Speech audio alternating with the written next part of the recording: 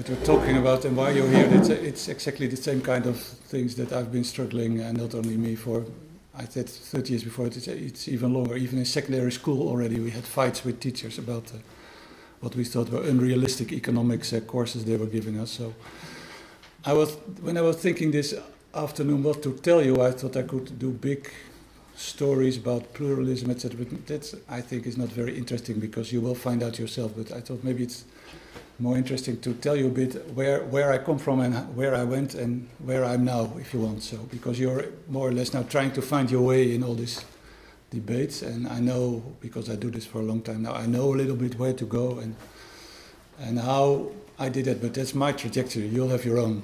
I thought maybe it's interesting to tell you that instead of having big speeches about the 9 schools, etc. I'll mention that, or even more than 9, but anyway.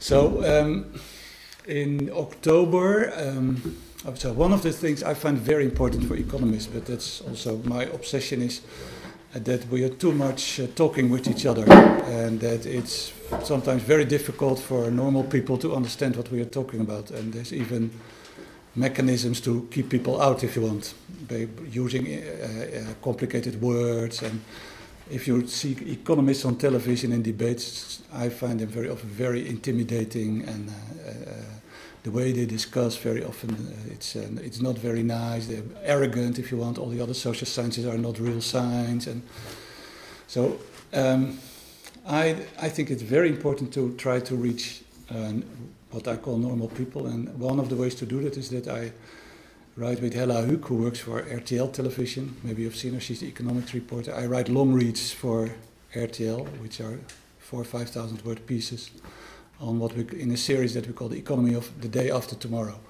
And the first one we did, which was in October, you can find it on the RTL site, was titled, it is in Dutch, but it was titled Economics is Too Important to Leave in the Hands of Economists. And so we did which was a big hit. We had tens of thousands of views and reactions, and basically what we argued is that economics is or should be about decisions that all people are implicated with very often, and that economists have the duty to try to explain what they're doing and why they're doing. They have to be more modest than they often are, because they claim to know the truth very often. And we argue along the lines of Ha-Joon Chang. Maybe some of you know him, but I'll tell you a bit more about him later. He did a very good book. It's called Economics, The Guide or something. Yes, he did 23 things they didn't tell you about capitalism, which is a brilliant book. I know him since 20 years and I'm a good friend of him, and he did many good books, but these are the ones where he decided also, I want to go to the broader public. So he sold more than 1 million of that book in the world. And the last one is the Economics, the Guide or something, I think. Yes, the User's Guide, exactly. So based along those lines, we try to do in the long read to explain that people should also, the normal people, if you want, they should also be interested in economics, what we call economic literacy. So don't leave economics to the economist. And in the long read, we have 9 schools that Ha-Joon Chang has in his latest book, because what the book is about is that basically what he says, and I totally agree with that, there's not one school with the answer. I've been looking for 20 years to find the right school, if you want. So I've been for a long time, I was in Marxism. I read everything about it. In secondary school already, we had Marxist classes. That was the times when we had an introduction in Marxist economics, which was sold 80,000 copies in the Netherlands. I mean, there's hardly a book that sells that now. But this was broad circles were discussing these type of things. But it doesn't have all the answers. So I tried other things, and like many other people. And what Ha-Joon Chang basically argues in the book, and I think he shows also, is that there are many schools. He takes 9, but there are even more. And sometimes one is better than the other. Sometimes you have a debate between different approaches. And the way to go is to try to get acquainted a bit with that, and depending on the answer, the question you raise, to try to find what is the best school, if you want, to use. For example, if you want to know something about how companies work, neoclassical economics is useless, because they see a company as a black box, so they don't know anything about it. If you want to know why people want to work, the personal value of work, if you want, don't go to neoclassical economics, because for neoclassical economics, you only work to earn money to be able to consume. So it's a disutility to work. if you ask people, nobody wants to lose their job. There are more other reasons for people why they want to work. So you have to go find other ways, sociologists, other schools, if you want to deal with that question. That's the basic lesson that I learned in the 30, 40 years, if you want. So in secondary school, we already were, we had big fights. I was sent often out of the class by the teacher because we said these neoclassical models. I mean, the assumption, it's ridiculous. And we had fights all the time, and there were books which were sold tens of thousands by a publisher in Nijmegen. One of you studied there, I think. I don't know if it still exists, but it's called The Sun, the Socialist University of Nijmegen, University Publisher of Nijmegen. They had lots of books which were really trying to do others. They had, for example, also the history of the common people, which we used in history classes because they were all talking about kings and wars. And this was a book about the normal people, if you want. So we were so already at that time, and I was not the only one, that was in many schools we had this type of things. People were discussing that. That's a big difference with now, of course. And the way, in fact, we went all the time was that we didn't just read the study books, but we read also other things. And I think that's something to keep in mind, that not only, and it's difficult because you have to work to be able to study. I did it at my time. That was not necessary. We got money and we could study. I could even buy records, which are now compact discs. And so we had time. We had more time to read other books, to do other. So it's more difficult, but it's the only way to go. You have to get acquainted with other approaches. I always tell people, because fortunately I speak regularly with students, economic students, always tell them, yes, well, really you should try to see this interests me, and then begin to read a bit about it and talk with people, maybe set up a discussion group or readers group or whatever. It doesn't have to be big immediately, but also when you talk about it, you get ideas, etc. So that's basically the whole story of my development. So first I did sociology. So I already know that there's more than economics, but that was the time when we had a lot of occupations of university. So I was more in occupation of the faculty and university than studying. But still, I finished almost the study, and then I did my final thesis, and I got a big fight with the teacher because he said, this is a left-wing thesis, I don't agree, you have to change it. And I said, fuck you, then I don't want to finish my studies. So I had everything except... I did, because I was very principled at the time. I don't know if I would have done it the same time, the same way now, but a big fight, and in the end I said, I leave the school and I become a full-time activist. So I did it for a whole period. I'm not recommending this, but I just try to tell you a bit how I came where I am now. But doing that, at the stage I began to work, and I began reading more economics, and then I thought, well, it's not a good idea not to have any course finished, so why don't I do economics? And at the time that was possible in the evening. So I was working, and then Monday and Thursday evenings I did economics at the Amsterdam University. Doesn't exist anymore, ridiculous. There are many people, I think, who would like to do that next to their work, but at the time that was still possible, so I did that, and there was a bit of space there for other approaches, but we had something that has disappeared now in many universities. I think in Nijmegen you still have that with Esther Mirjam Sent, but I know her very well because we were in the same group in the Amsterdam University.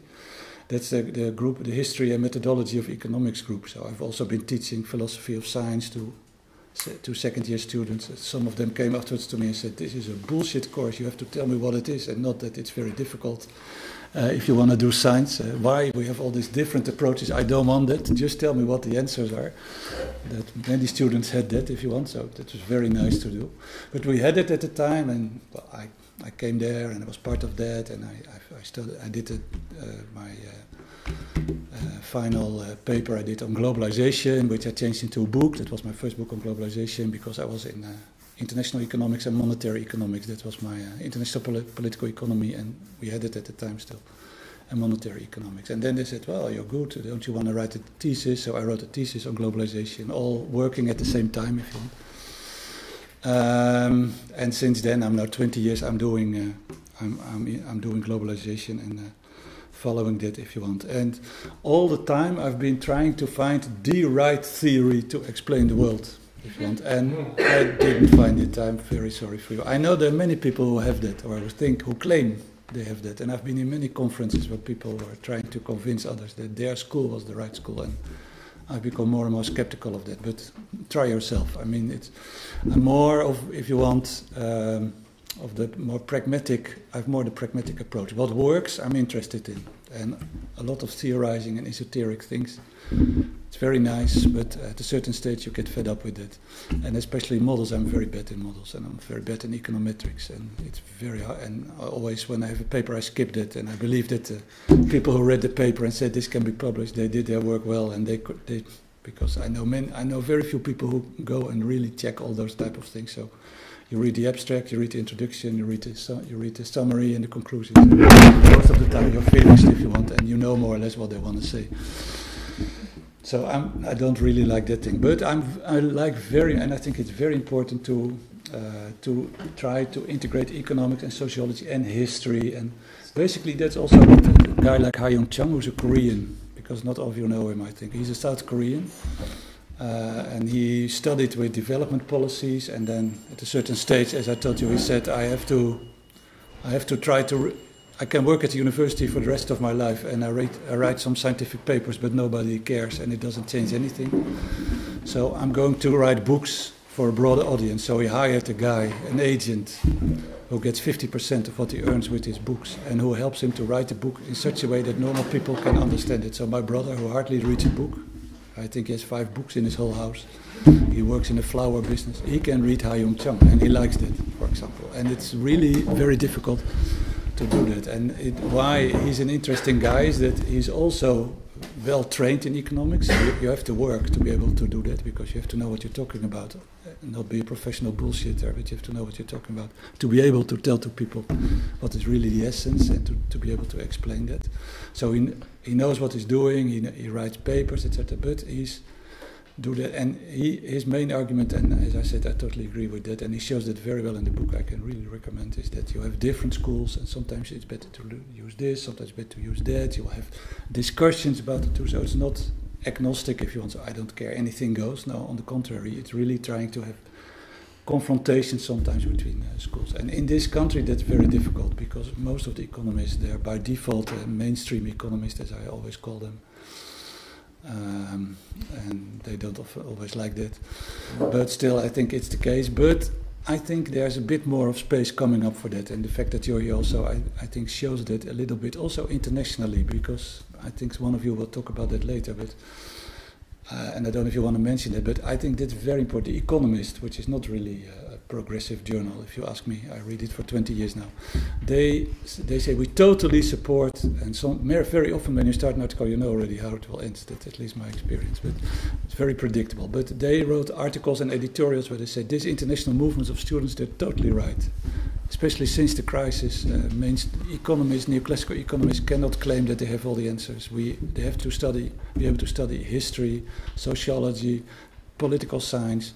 We have to include it in the Financial Times, which is of course really the paper of the financial sector, if you want. And they had an editorial which I cut out and I put it on my desk, if you want, where they say, yes, these students are totally right. It's a totally discredited the economics we were using until the 1980s. We have to involve history. We have to have social science. They should read Schumpeter. They should read Hayek. And yes, even Marx, they said in the Financial Times.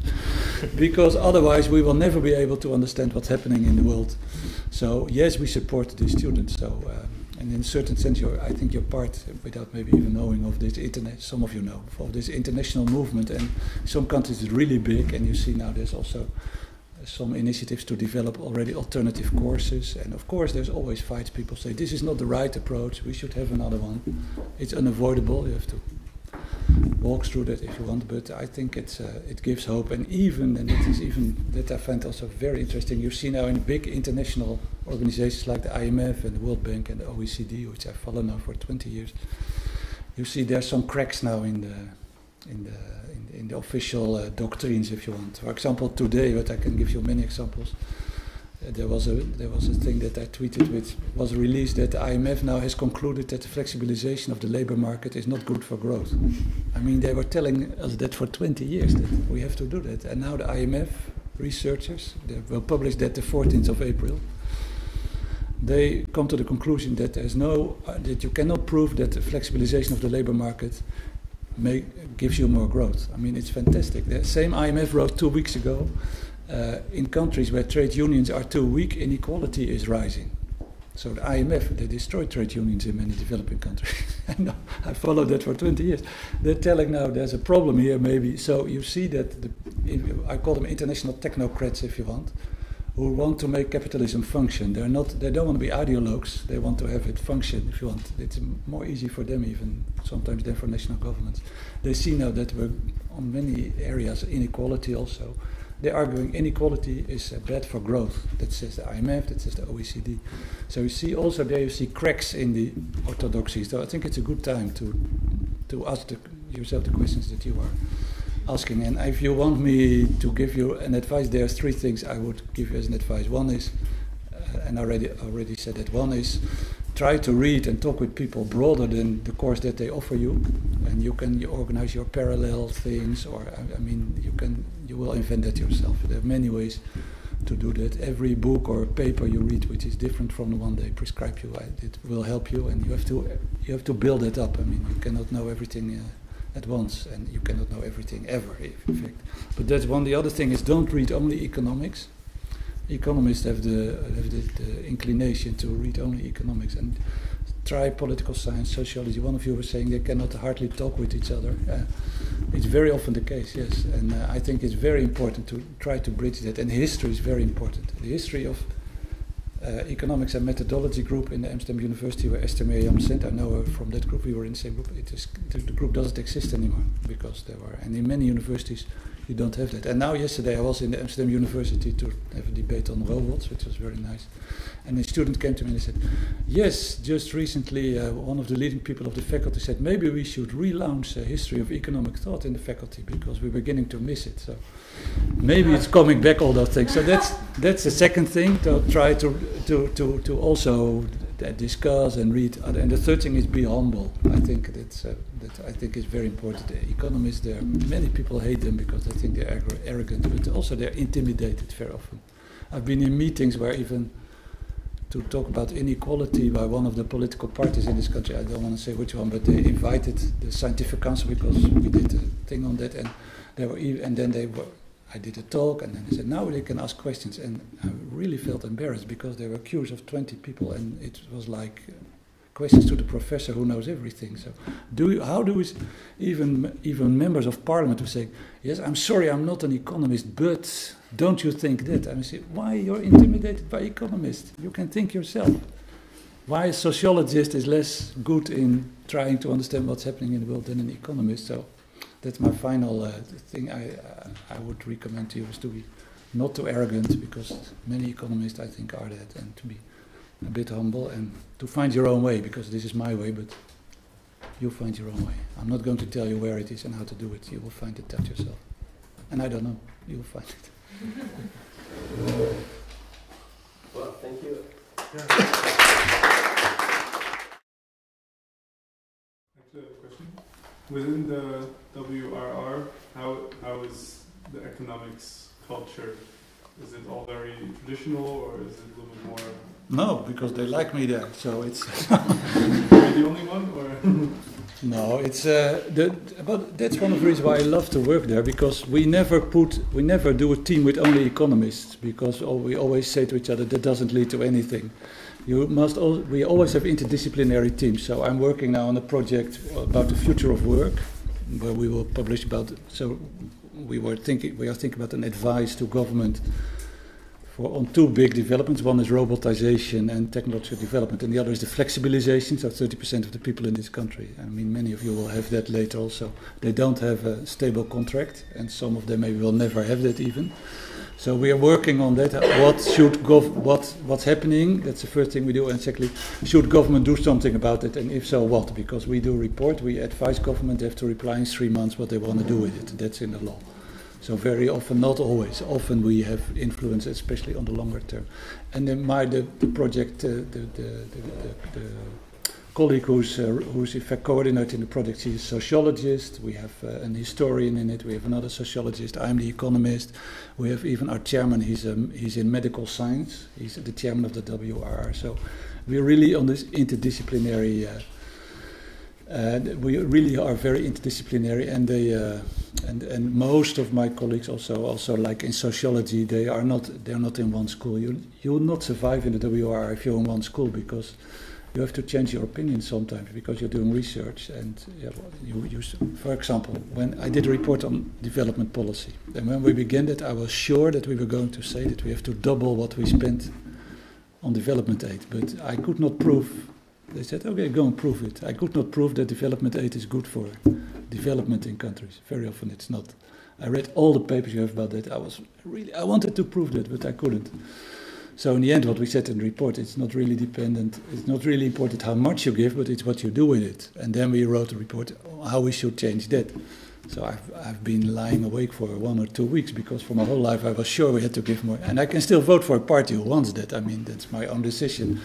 But you have to be able to change your opinion based on, because we do reports on future developments important for policy based on scientific research.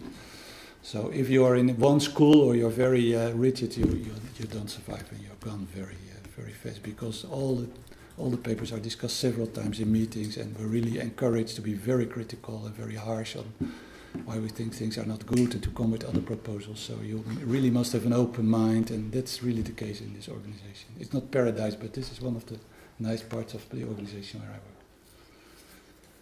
David, you also? Yeah, I'm fine. Links. Well, thanks a lot for your talk. Really inspiring. The just tell me the answer quote you mentioned from second-year students. I hear it a lot from fellow students when I was a student. Now when I'm a teaching assistant, I hear this a lot. And even when teaching neoclassical courses, I did macro recently, macroeconomics. Even within the Menkyu book, which is horrible, often there are several theories, sticky price, sticky wage, well, we know them, about a single phenomenon. And even within the neoclassical school, students say, well, just tell me which of the three is the truth. Yeah. So how did you deal with the just tell me the truth line of reasoning from the students? Because you seem to like, you seem to be challenged when the students said it. Yeah, that's what often happened, yes. So we were discussing, for example, one of the things I remember is you have positivism, like you're going to prove your theory, but you also have like Popper, the falsification. I don't know if you did philosophy of science, but which, of course, we were trying to encourage a bit, because it's very easy to prove anything, everything if you want, especially with data. So some of the students, they really didn't like that. So, and well, I just told them, if you don't try to understand it, you'll never pass the test for this course. I mean, you have to. You're in science here. You're not in a training to be a mechanic. You have to. So, and some of them they had a hard time and they have to do 2 or 3 times. But I mean, it's a university. It's not a secondary school. So you have to be a bit, and some people have to be pushed a little bit to be open to that. But that was the way we did the course. So, also in the history of we did also a course. I did also micro and macroeconomics. I gave also that to first-year students. It's horrible to do that with all these models and what is a given good and all these type of things. And they were really not interested, but they had to pass the test. If you want. And also, we were never discussing real issues like inequality or whatever. So that's one of the ways to go, I think, to try to bring that in and to see how different schools would approach that if you want to make it more attractive, because I think people will be more interested in that than in all this old modeling type of thing. But it's sometimes people have difficulty. They just want to pass the test as soon as possible. Yes, I find it really hard, because actually I like the model, so that might be a slightly different approach. No, go ahead. Be my guest. I felt uncomfortable with most of them. And also I felt uncomfortable with students just saying, okay, tell me the truth, and I want to pass. It's better with a 6 than with a higher grade. Yeah. And this is really difficult, also because they merged economics and business studies for first year courses. Yeah. It might not be the best idea to split them all the way, but still, and I don't want to talk bad about business study students, but yes, especially these guys, they just want, okay, give me the theory, maybe they want to apply it, maybe not, they just want to pass the test. Yeah. So I think it's a kind of a challenge, but it's good to discuss this here. I recognize that, but you should discuss that because I'm not teaching since Of course, 7 years now, no, so I don't. No. But just forcing this, Yeah. I'll take that. No, but I think also this idea that you're in a university and not in a. I mean, that's. I think that's something Yeah, also. yeah. Yeah. This is a force we as teachers have to deal with. The force that there are a lot of students, they're not really interested in science, but they're interested in their degree. Yeah. This is tough, Yeah. I guess. I understand. Yeah.